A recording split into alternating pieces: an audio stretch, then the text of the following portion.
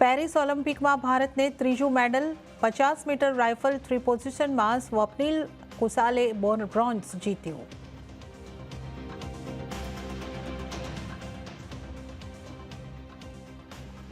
Record ઊંચાઈ બાદ બજારમાં ઉપલા સ્તરેથી નફા વસૂલી. સેન્સેક્સ અને નિફ્ટી ઉપલા સ્તરેથી ઘટીને બંધ. તેમ છતાં નિફ્ટી 25,000ને પાર બંધ થવામાં સફળ.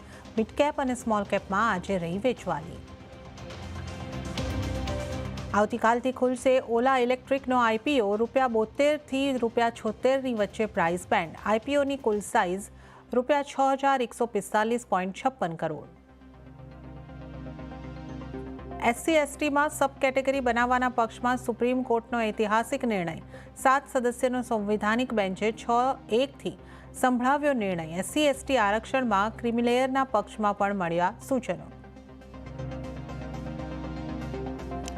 રાજ્યમાં 7 દિવસ વરસાદની આગાહી. આજે 6 જિલ્લામાં યલો એલર્ટ. 7 દિવસ માછીમારોને દરિયો ન ખેડવા સૂચન.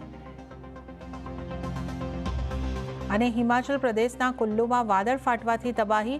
મણિકર્ણમાં ભારે વરસાદથી અમુક જ ક્ષણોમાં ધોવાઈ ઇમારત. ચંદીગઢ મનાલી હાઈવે બંધ.